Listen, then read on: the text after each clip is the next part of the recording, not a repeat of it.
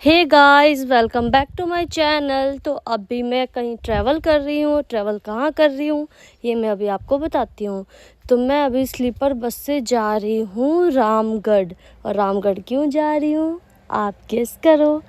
रामगढ़ में मेरा BTech college था, तो मैं वहीं पे जा रही हूँ अभी सालों बाद, क्योंकि मुझे डॉक्यूमेंट्स से रिलेटेड कुछ काम है मेरे इंजीनियरिंग कॉलेज में। तो मैं वहीं पर जा रही हूँ बस से ट्रैवल करके। और रास्ते में यहाँ पे लाइन होटल में खाना खाने के लिए हम रुके थे बिहार शरीफ में। तो यहाँ से खाना खाकर अब हम सो जाएंगे बस में जाकर, और सुबह उठ के रामगढ़ पहुँच जाएंगे। तो गाइज़, अभी मैंने पर्दा वर्दा लॉक कर लिया है और सेफ्टी के लिए मैं अच्छे से पैक वैक करके सो गई हूँ। और बस का माहौल इतना अच्छा नहीं होता है, तो गर्ल्स के लिए सेफ्टी तो होना ज़रूरी है गाइस। तो मैं अभी सोना स्टार्ट करने वाली हूँ, क्योंकि स्लीपर बस है तो सोने में कोई इशू है नहीं। और क्योंकि आगे चलकर रास्ता बहुत पहाड़ वाला आ जाएगा तो सोना बहुत मुश्किल हो जाएगा, इसलिए अभी सो जाती हूँ। सो गाइस, 5:24 में मैं सुबह सुभाष चौक रामगढ़ पे पहुँच गई हूँ। और अब मैं जाऊँगी सीधा कॉलेज।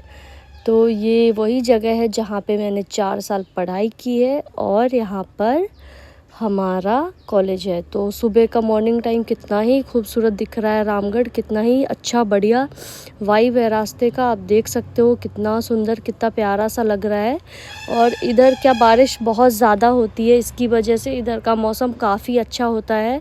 तो यहाँ गर्मी होती है बट इतनी ज़्यादा नहीं होती है, क्योंकि बारिश कंटिन्यूसली इतना ज़्यादा रहता ही रहता है, तो मौसम अच्छा रहता है। तो सुबह सुबह पहले मैं आ गई दर्शन करने, और दर्शन करने के बाद ही मैं कॉलेज जाऊंगी, क्योंकि हमारे कॉलेज के पास में रजरप्पा माँ छिन्नमस्तिका मंदिर है, जहाँ पर हम यहाँ पे जब पढ़ाई करते थे तो 4 साल में जब भी हमारा पेपर होता था या ऐसे भी हम कॉलेज से आते ही आते थे यहाँ पे। और यहाँ पे बहुत टाइम से हमें पता है कि इस मंदिर के बारे में। और यहाँ पे हमारे भाई बहनों का मुंडन भी हुआ है, क्योंकि जब हम यहाँ पे रहते थे तो हमें पता लगा था कि ये हमारे कॉलेज के आसपास ही है। तो हम यहाँ बहुत बार आते थे, बहुत बार। और यहाँ पर कुछ भी विश मांगो तो वो पूरा होता ही होता है।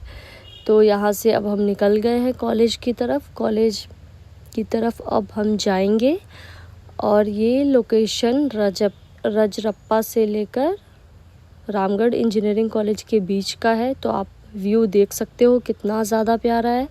और क्योंकि इधर पेड़ पौधा काफ़ी ज़्यादा हरियाली इसलिए है क्योंकि बारिश कंटिन्यू हो रही है, तो रोड भी एकदम इधर का क्लीन है। और काफ़ी सारी रोड बहुत नए तरीके से बन गया है, ये पहले यहाँ पे नहीं था। मैं जब भी थी यहाँ पे उस टाइम पे बनना स्टार्ट ही हुआ था, तो ऐसा लग रहा था पता नहीं कब तक बनेगा नहीं बनेगा, इतना कुछ आइडिया था नहीं। तो मैं अब कॉलेज की तरफ जा रही हूँ, क्योंकि सुबह सुबह नहा धुला कर पहले मुझे दर्शन करना अच्छा लगता है। और यहाँ पर रजरप्पा मंदिर में मैं तो 4 साल से कितने बार आई हूँ, और बचपन में हमारे भाई बहन का मुंडन तो हुआ ही हुआ है। तो मैंने दर्शन कर लिए और अब मैं जा रही हूँ कॉलेज के साइड। और यही रास्ता है जो हमारे कॉलेज तक पहुँचता है। और क्योंकि सरकारी कॉलेज है, तो सरकारी कॉलेज, गवर्नमेंट इंजीनियरिंग कॉलेज या मेडिकल कॉलेज हमेशा ही गांव के बीचों बीच होता है। और क्योंकि रामगढ़ हज़ारीबाग इधर पहाड़ों का बहुत ही ज़्यादा कॉमन है कि इधर पहाड़ बहुत ज़्यादा है, तो पहाड़ को काट कर बीचों बीच बनाया गया है। तो वो लोकेशन आपको गांव की तरफ थोड़ा अलग लगेगा। आप किसी भी NITs IITs में चले जाओ, सारे कॉलेज ऐसे ही होते हैं, क्योंकि इतने एकड़ ज़मीन किसी को रोड पे तो मिलने वाला है नहीं। और वैसे भी एजुकेशन से रिलेटेड सारी चीज़ें रोड से बहुत अंदर ही होना चाहिए, ताकि बच्चे पढ़ाई पर ध्यान दे सकें, ना कि रोड की आवाज़ से ही डिस्टर्ब हो सके। तो यही रास्ता है जो हमारे कॉलेज की तरफ जाता है। और इसका लोकेलिटी है मुरुबंदा, इसको बोलते हैं मुरुबंदा, इस जगह का नाम है, मतलब रामगढ़ इंजीनियरिंग कॉलेज मुरुबंदा। तो यही रास्ता है जो अंदर की ओर जाता है, और ये सीधा ही जाता है कॉलेज तक।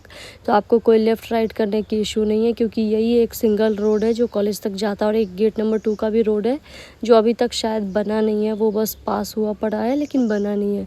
तो यही रास्ता हम सारे बच्चे, सारे स्टूडेंट, सारे टीचर, प्रिंसिपल सब यही रास्ता यूज़ करते हैं। तो ये रास्ता गाँव को पार करने के बाद ही आता है। तो हम धीरे धीरे अंदर की ओर जा रहे हैं और पहुंचने वाले हैं। ये सारा जगह, ये सारी चीज़ें मुझे रिकॉल करवा रहा है, पुरानी चीज़ें, पुरानी बातें और हमारे कॉलेज के बीते हुए दिन को याद दिला रहा है। और ये वीडियो बहुत ही ख़ास हो गया इसलिए क्योंकि जब मैं कॉलेज में पढ़ती थी, जब मैं ब्लॉग शूट नहीं करती थी, काश मैं शूट कर रही होती तब तो हमारे पास पुराने भी बहुत सारे ब्लॉग्स पड़े होते कॉलेज के।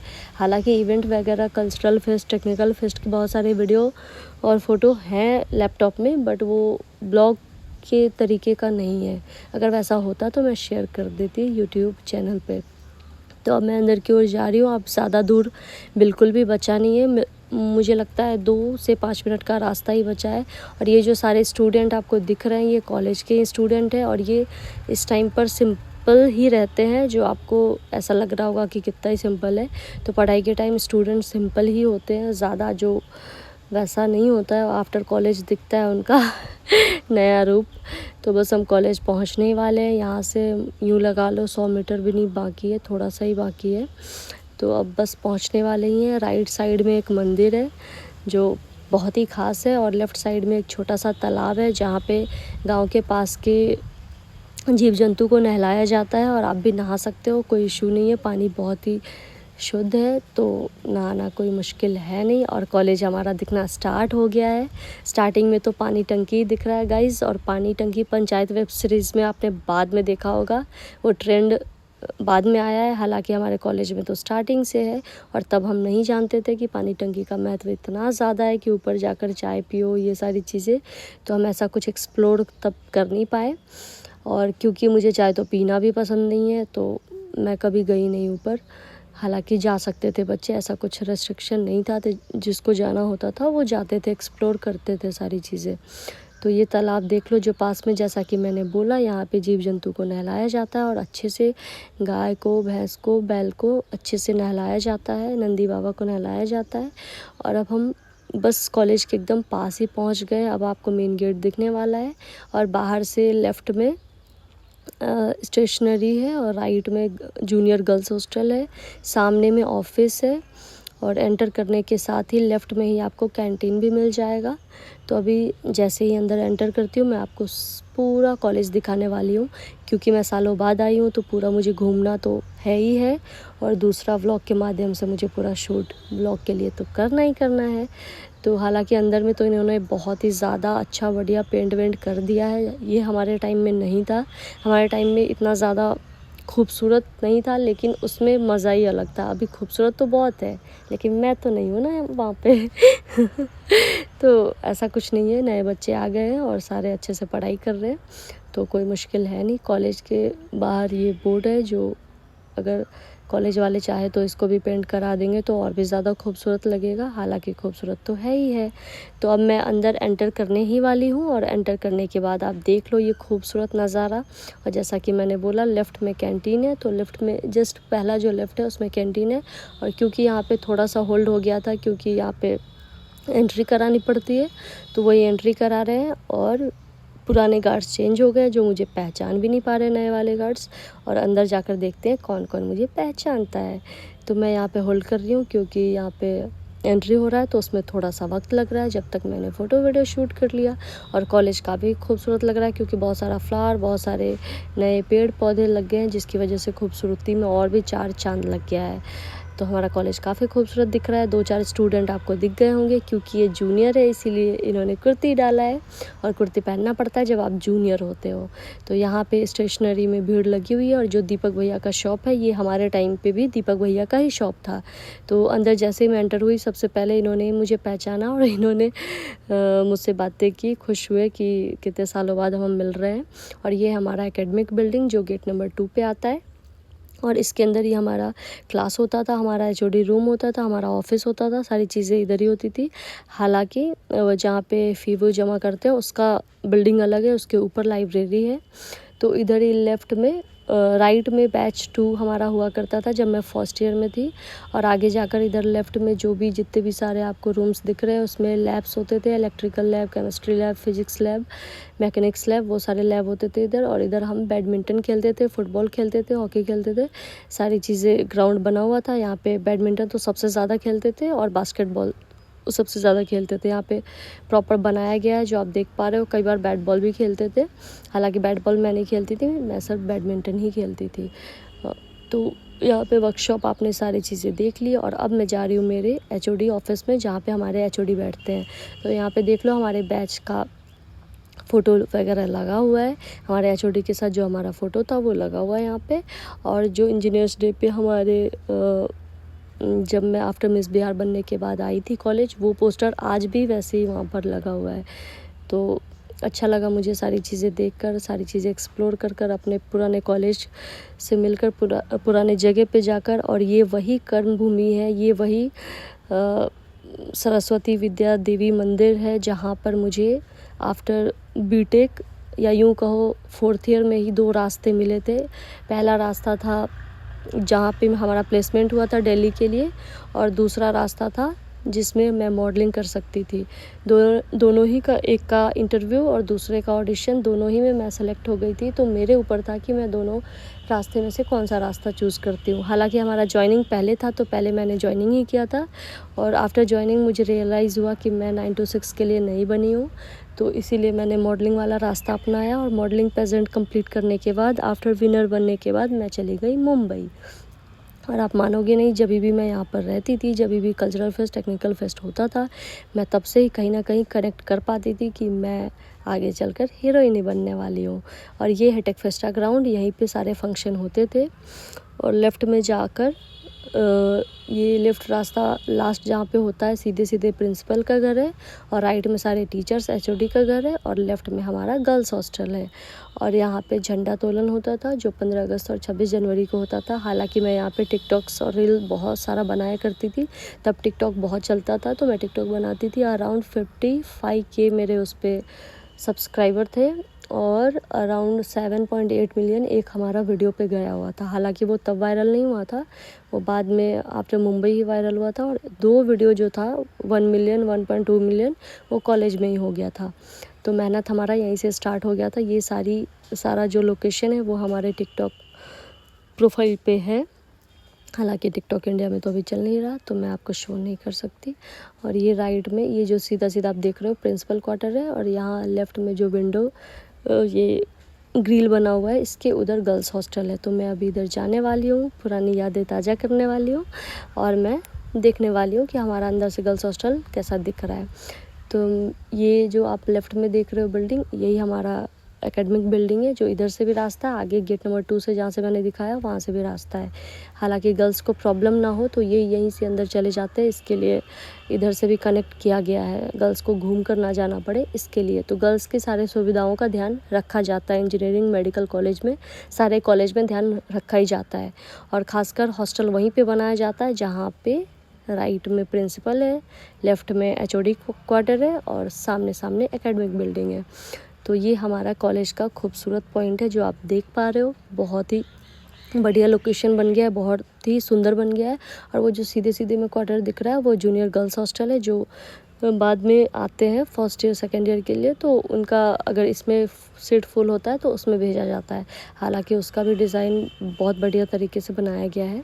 मैं वहाँ उतना जाकर तो एक्सप्लोर नहीं करने वाली हूँ, क्योंकि मैं उसमें रहती नहीं थी, तो मुझे वहाँ पर जाना इतना कुछ सही नहीं लगा। मैं जहाँ पर रहती थी, जहाँ पर बैठती थी, मैंने वही सारी चीज़ें आपको दिखाई है।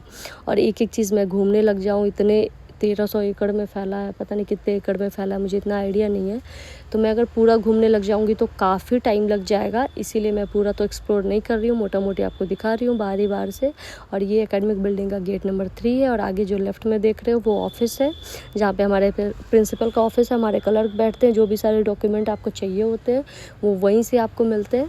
और आपके ब्रांच वाइज जो भी डॉक्यूमेंट चाहिए होते हैं वो आपको आपके एकेडमिक बिल्डिंग के फर्स्ट फ्लोर पे मिलता है, जहाँ पे आपका HOD ऑफिस होता है। और इसके ऊपर ही लाइब्रेरी है, जहाँ पे आप जाकर पढ़ाई कर सकते हो। हालांकि मैं ऊपर गई नहीं, सारी चीज़ें अच्छे से तो एक्सप्लोर नहीं कर पाई। और ये बहुत ही ख़ास पॉइंट है जिसको पानी टंकी चौक बोलते हैं, जहाँ पे पानी टंकी बनाया गया है। और ये जो आंटी सामने से आ रही है, ये हमारे मेस में काम किया करती थी तब से और अभी तक, क्योंकि ये गवर्नमेंट कॉलेज है तो इनका जॉब भी गवर्नमेंट है, तो इनको हटाया नहीं गया है। ये मिलकर हमसे बहुत ही ज़्यादा खुश हो गई कि शिवानी आई है, तो उन्हें बहुत अच्छा लगा। और मैं अभी पानी टंकी वाले लोकेशन पे जाने वाली हूँ। और ये जो सामने दिख रहा है ये हमारे बैच का बॉयज़ हॉस्टल था, जो एकदम सामने सामने ही था, थोड़ा सा डिस्टेंस में था। तो जिस भी लड़के को लाइनबाजी करना होता था इधर से ही हाय हेलो तो करता ही करता था। अभी आप बीटेक कॉलेज में रहोगे तो थोड़ा बहुत ये सब तो झेलना पड़ता ही है गाइस, तो ये कोई बड़ी बात है नहीं। और अभी पानी टंकी पे जाने के बाद मैं आपको दिखा रही हूँ यहाँ का खूबसूरत व्यू। आपने पंचायत वेब सीरीज़ में तो बाद में देखा होगा, हमारे कॉलेज में काफ़ी टाइम पहले से है और बहुत सारे लवर पॉइंट यहीं पे बैठा करते थे। यही खूबसूरत लोकेशन था जहाँ पे बहुत सारे लोग बैठते थे, शाम को नाश्ता करते थे, मस्ती करते थे। हम सारे जो भी हमारे फ्रेंड थे, मेरा खासकर बहुत ज़्यादा फ्रेंड सिविल का ही था, तो मैं यहीं पे बैठा करती थी मेरे ईयर का। तो यहाँ पे हम लोग बहुत मस्ती करते थे। और ये है आई लव REC जहाँ पे बनाया गया है। हालांकि ये जब मैं थी तब नहीं था, ये भी बाद में ही बना है, तो इसकी भी खूबसूरती आप देख लो कितना ज़्यादा खूबसूरत लग रहा है। और अब मुझे लग रहा है मैंने बहुत ज़्यादा ही घूम लिया, अब मैं जाऊँगी।